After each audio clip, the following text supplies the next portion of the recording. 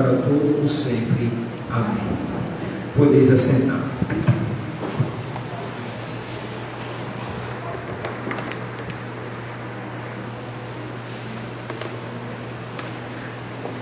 Vamos abrir as nossas Bíblias em Mateus, capítulo 24, versículo 12. Mateus, capítulo 24, versículo 12. Mateus, capítulo 24, versículo 12. E por se multiplicar a iniquidade, o amor de muitos esfriará. E por se multiplicar a iniquidade, o amor de muitos esfriará.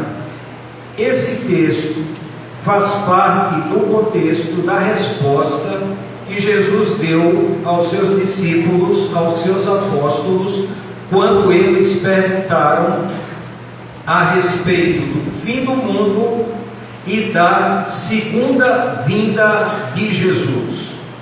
E dentre os textos, temos esse fragmento aqui, essa palavra que Jesus diz e que nós destacamos: e por se multiplicar a iniquidade, o amor de muitos esfriará.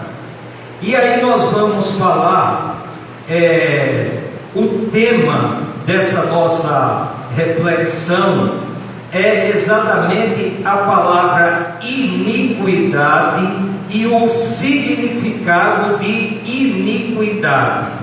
Portanto, o tema é iniquidade, o pecado em proporções catastróficas. Se não vejamos, em todas as épocas, sempre o pecado existiu, mas aqui Jesus ele enfatiza, colocando o pecado em proporções catastróficas, quando ele diz: e por se multiplicar a iniquidade. Isso significa que Jesus enfatizou que próximo ao fim do mundo e a sua segunda vinda, o pecado iria tomar proporções inimagináveis, grandiosas, gigantescas. E aqui não é o pastor Gilmar que está dizendo, aqui é Jesus Cristo. E por se multiplicar a iniquidade, o amor de muitos esfriará. E aí nós vamos ver e vamos analisar a respeito dessa palavra iniquidade. E essa palavra iniquidade no original tanto serve para a própria palavra iniquidade como para a palavra pecado. E no original a palavra é anomia, significando sem lei, sem limites, sem regras, sem valores. Portanto, o que Jesus quis dizer que, precedendo a sua segunda vinda e o fim do mundo, iríamos testemunhar uma época em que as pessoas não têm mais limites, não têm mais valores, não têm mais regras, não respeitam nada e ninguém. Portanto, nós temos aqui exatamente o significado desta expressão. E ainda sobre esta palavra iniquidade, e quando Jesus falou sobre o fim do mundo, ele fez duas comparações. Uma delas foi com Sodoma e Gomorra, quando ele disse: lembrai-vos da mulher de Ló. E o que foi que aconteceu com a mulher de Ló depois que Sodoma e Gomorra foi destruído? Ela olhou para trás. Duas hipóteses para a esposa, a mulher de Ló, ter olhado para trás. Primeira, ela olhou para trás, pensando: será que Deus de fato iria destruir Sodoma e Gomorra? E a segunda hipótese, ela olhou para trás porque ela sentiu saudade do que estava ocorrendo em Sodoma e Gomorra. E por que Sodoma e Gomorra foi destruído? Exatamente porque a iniquidade naquelas duas cidades, o pecado, atingiu proporções catastróficas. Mas Deus deu oportunidade, e Abraão olhou para aquelas duas cidades e disse: olha, Deus, se houver tantas pessoas, tu pouparás essas duas cidades em nome dessas pessoas. Deus disse: pouparei. E aí ele diz uma quantidade de pessoas, e vai diminuindo, vai diminuindo, vai diminuindo, termina apenas Ló, suas duas filhas e sua esposa. E assim mesmo a sua esposa olha para trás e se converte numa estátua de sal. Portanto, foram poupados ali Ló e suas duas filhas. E uma outra comparação do pecado em proporções catastróficas que Deus destruiu foi a geração de Noé. E interessante que há um texto lá em Hebreus que diz: Noé achou graça aos olhos do Senhor. Noé não era perfeito, mas dentro de suas imperfeições, ele achou graça aos olhos do Senhor. E o que ocorreu com a geração de Noé, quando Noé estava construindo a arca? Ela foi totalmente destruída através do dilúvio. E Jesus faz essas duas comparações, mostrando o pecado em proporções catastróficas. E mais uma vez aqui em relação à sua segunda vinda e ao fim do mundo, ele diz aqui o pecado em proporções catastróficas. E é o que nós temos visto em todos os segmentos da sociedade. Todos os segmentos da sociedade. Mas aí há uma luz no fim do mundo. Não uma luz no fim do túnel, mas uma luz no fim do mundo. Uma luz que é a luz, que é a esperança, exatamente para que nós nos preparemos para essas duas coisas: a vinda de Cristo e o fim do mundo. E nós vamos verificar aqui em João, capítulo 1, versículos 29 e 30. Está registrado aqui duas coisas que nós queremos destacar. João, capítulo 1, versículo 29 e 30. No dia seguinte, João viu a Jesus. E cabe aqui logo uma explicação. Este João aqui não é o João apóstolo, irmão de Tiago, nem é o João Marcos, um dos escritores do Novo Testamento, livro de Marcos. O nome dele é João Marcos. Aqui é João Batista. João Batista. No dia seguinte, João viu a Jesus que vinha para ele e disse: eis o Cordeiro de Deus que tira o pecado do mundo. Portanto, nós temos aqui a missão de Jesus. Não é a missão do pastor tirar o pecado do mundo. Não é a missão do diácono tirar o pecado do mundo. Não é a missão de um membro de igreja tirar o pecado do mundo. A missão de tirar o pecado do mundo, essa missão coube a Jesus Cristo.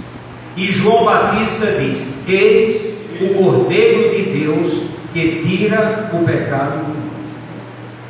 E no versículo 30, João Batista identifica a identidade de Jesus. O que é que ele diz? Este é aquele de quem eu disse: depois de mim vem um varão que passou adiante de mim, porque antes de mim ele já existia. Portanto, ele fala da identidade de Jesus, porque Jesus é o Cordeiro de Deus e o único que tira o pecado do mundo, porque Jesus é Deus. Jesus sempre existiu. E João Batista diz: antes de mim, ele já existia. Jesus Cristo. Mas agora nós vamos para um outro texto que mostra o introdutor do pecado no mundo e novamente a missão de Jesus. Veja bem, tirar o pecado do mundo. Mas agora vamos abrir nossas Bíblias na primeira carta de João, capítulo 3, versículo 8. Primeira carta de João, capítulo 3, versículo 8. Quem comete pecado é do diabo, porque o diabo peca desde o princípio. Para isto o Filho de Deus se manifestou, para destruir as obras do diabo. Portanto, o que é que está revelado aqui? É que quem comete pecado, naquele momento que está cometendo o pecado, é do diabo. E o que é que diz? Porque o diabo peca desde o princípio. Portanto, o introdutor do pecado no mundo é o diabo, é Satanás. Ninguém pode ser advogado do diabo, ninguém, porque a missão do diabo é se contrapor à vontade de Deus. Tudo que Deus diz, o diabo se contrapõe. Deus falou para Adão que não comesse daquele fruto. Deus falou para Eva que não comesse daquele fruto. O diabo chegou e disse: pode comer. Portanto, se opôs à vontade de Deus. E Adão e Eva deram ouvidos ao diabo, que estava personificada na serpente. Mas o Filho de Deus se manifestou para destruir as obras do diabo.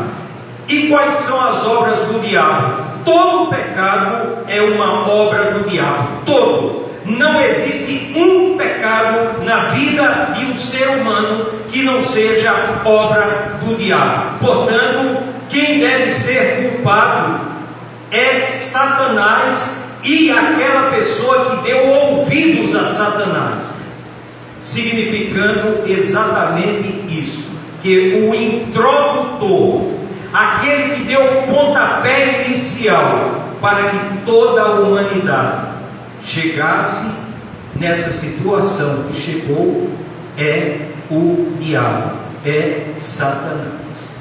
Mas Jesus, em João capítulo 8, versículo 44, mostra a ficha suja do diabo. Será que alguém aqui gostaria de saber um texto que Jesus fala a ficha suja do diabo? É importante que nós saibamos a ficha suja do diabo, exatamente porque todas as vezes que nós estivermos pecando, nós estamos fazendo a vontade desse aqui, que Jesus diz aí. João capítulo 8, versículo 44. João capítulo 8, versículo 44. Vós tendes por pai o diabo, e quereis satisfazer os desejos de vosso pai. E agora vamos para a ficha suja do diabo. Primeiro, ele é homicida desde o princípio. Quem colocou na cabeça de Caim para matar Abel? Quem foi que colocou no coração e na mente de Caim para ele tirar a vida do seu irmão? O diabo. E aqui diz claramente, ele é homicida desde o princípio. Segundo, e nunca se firmou na verdade. Portanto, toda mentira, toda mentira é coisa do diabo. Coisa do diabo. Jesus diz aqui a ficha suja do diabo. Nunca se firmou na verdade. Portanto, quando o diabo se contrapõe a Deus, ele está se contrapondo com a mentira, porque ele é mentiroso. E Jesus diz aqui, porque nele não há verdade, no diabo não há verdade. Quando ele profere mentira, fala do que lhe é próprio, porque é mentiroso e pai da mentira. Olha a ficha suja do diabo aqui. E por que é importante? Porque Jesus revelou a ficha suja do diabo, para que a gente fique blindado, a gente tenha cuidado, a gente se fortaleça, a gente se revista, para que a gente não caia exatamente na lábia do diabo, na lábia de Satanás. Portanto, aqui está revelado a ficha suja do diabo. Mas em 1 João, capítulo 3, versículo 4, nós encontramos a definição do pecado. O que é pecado, finalmente? Primeira carta de João, capítulo 3, versículo 4. Todo aquele que vive habitualmente no pecado também vive na rebeldia, pois o pecado é rebeldia. Mas não é uma rebeldia de um ser humano contra outro ser humano, é uma rebeldia do ser humano contra Deus. Deus diz algo e o ser humano diz: eu estou falando esta outra coisa. Portanto, ele é rebelde contra Deus, não é contra o seu semelhante. Então, o pecado é uma rebeldia contra o Criador. O Criador fez dessa forma, e o homem diz: não é dessa forma, é de outra forma. E aí ele se rebela contra Deus. E quando ele se rebela contra Deus, ele pensa que ele pode com Deus. Mas aí, quando a gente vê uma pessoa dentro do caixão, aí a gente vê quem de fato manda, quem de fato ordena, quem de fato tem o poder. Portanto, se rebelar contra Deus é uma tolice, é uma bobagem. Ninguém pode ir contra Deus, ninguém, absolutamente. E o apóstolo Paulo, ele teve noção disso quando ele disse: se Deus é por nós, quem será contra nós? Portanto, o pecado é rebeldia, é aquela pessoa que vive nesse mundo, que tem a sua vida, que foi dada por Deus, mas que não preserva a sua vida, não ama a sua vida, quer e tem prazer em se rebelar contra Deus. Deus diz isso, ele faz desta outra forma. Mas o que disse João Batista? Eis o Cordeiro de Deus que tira o pecado do mundo. E aí nós vamos ver um texto e vamos destacar apenas uma parte. Na primeira carta de João, capítulo 1, versículos 5 a 10. Primeira carta de João, capítulo 1, versículo 5 a 10. E esta é a mensagem que dele ouvimos e vos anunciamos: que Deus é luz, e nele não há trevas nenhumas. Se dissermos que temos comunhão com ele e andarmos nas trevas, mentimos e não praticamos a verdade. Mas, se andarmos na luz, como Ele na luz está, temos comunhão uns com os outros. E o sangue de Jesus, seu Filho, nos purifica de todo pecado. Se dissermos que não temos pecado nenhum, enganamo-nos a nós mesmos, e a verdade não está em nós. Se confessarmos os nossos pecados,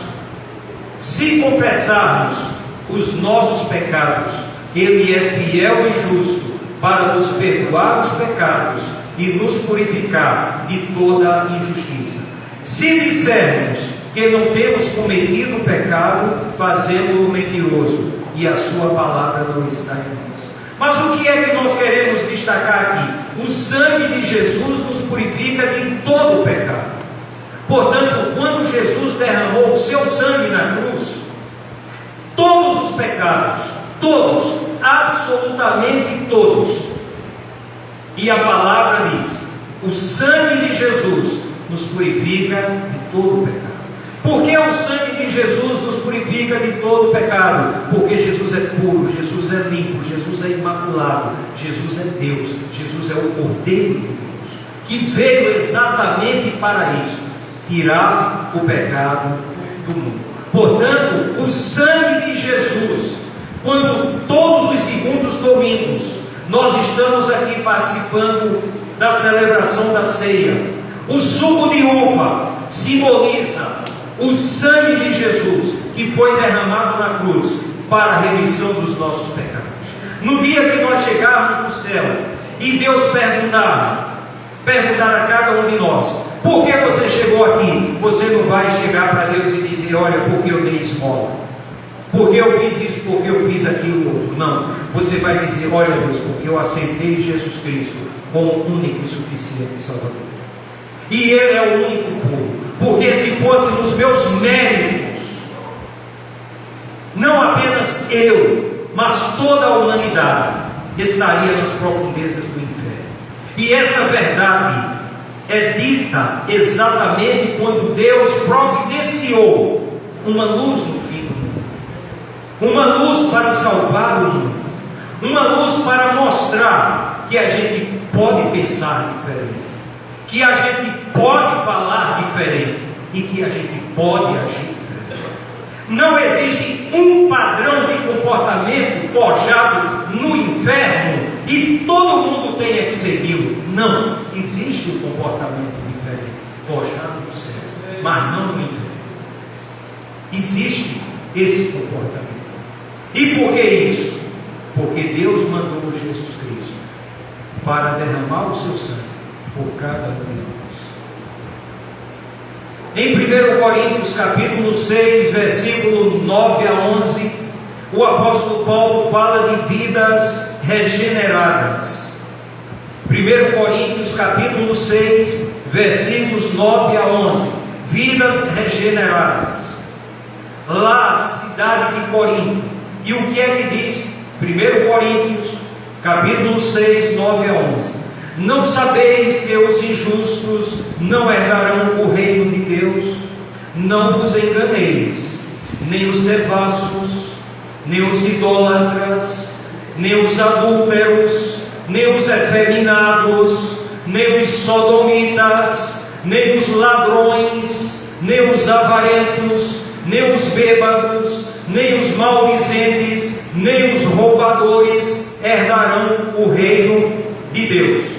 Portanto, o apóstolo Paulo mostra um antes na vida daquelas pessoas, cada uma delas, como devasso, como idólatra, como efeminado, como adúltero, como sodomita, como ladrão, como avarento e como bêbado. Mas o depois, ele também diz, versículo 11: e tais fostes alguns de vós, mas fostes lavados, mas fostes santificados, mas fostes justificados em nome do Senhor Jesus Cristo e no Espírito do nosso Deus.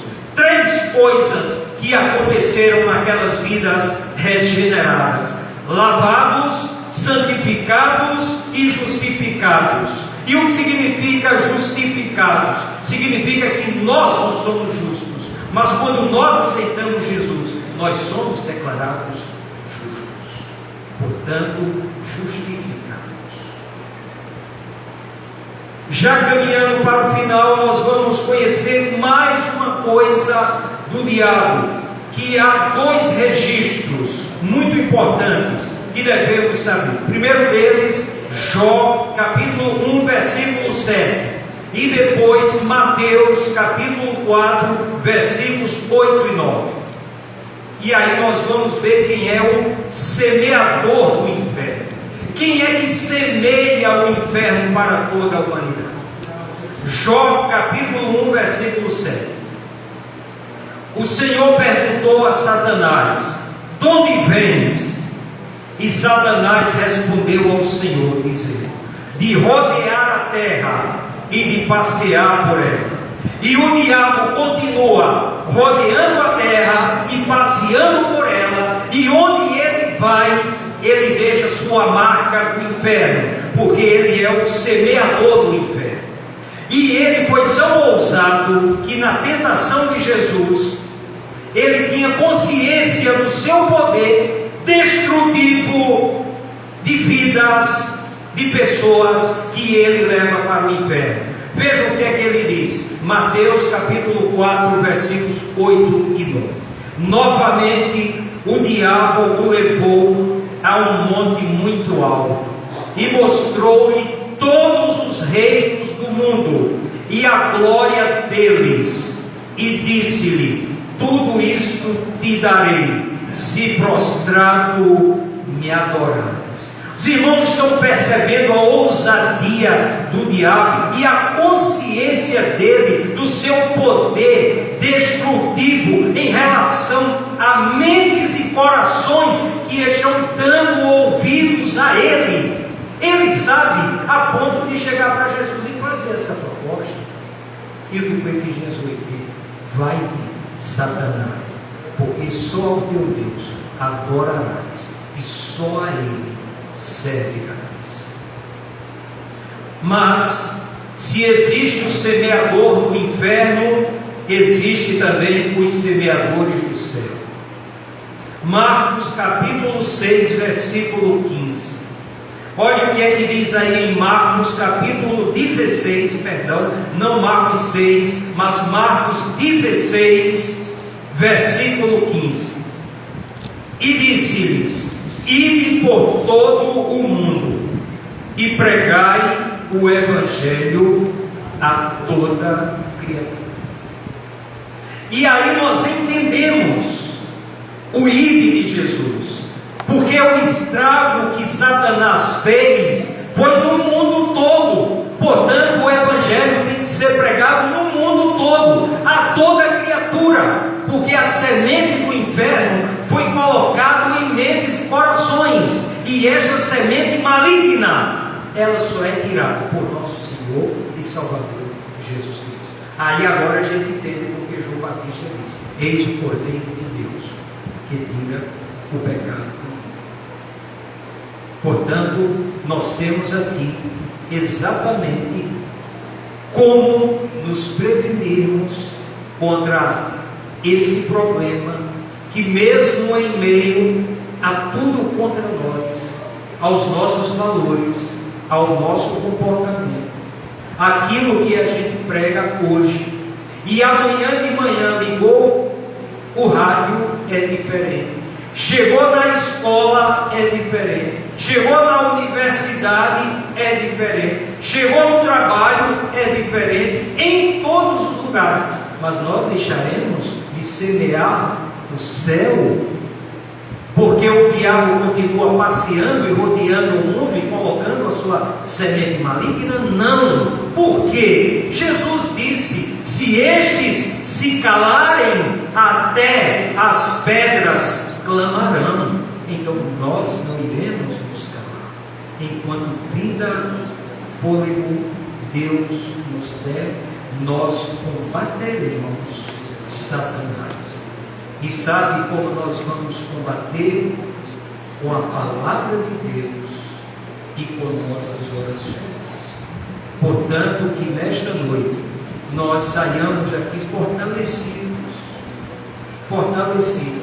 Nós não estamos vivendo uma época normal. Pecado sempre houve, mas nós não estamos vivendo uma época. Nós estamos vivendo uma época de iniquidade, onde o pecado alcançou proporções catastróficas. E a única coisa que a gente tem que proclamar e pregar e dizer é nosso Senhor Jesus Cristo, porque a gente não tira o pecado de um drogado, a gente não tira o pecado de um ladrão, a gente não tira o pecado de uma pessoa que está na prostituição. Quem tira o pecado é nosso Senhor e Salvador Jesus Cristo. Portanto, que nesta noite a gente se fortaleça, e aqueles que ainda não entregaram suas vidas a Jesus, entregue enquanto é tempo, entregue enquanto você respira, entregue enquanto você tem vida, porque após a morte segue-se o juízo. E Deus, pois, nos abençoe. Amém.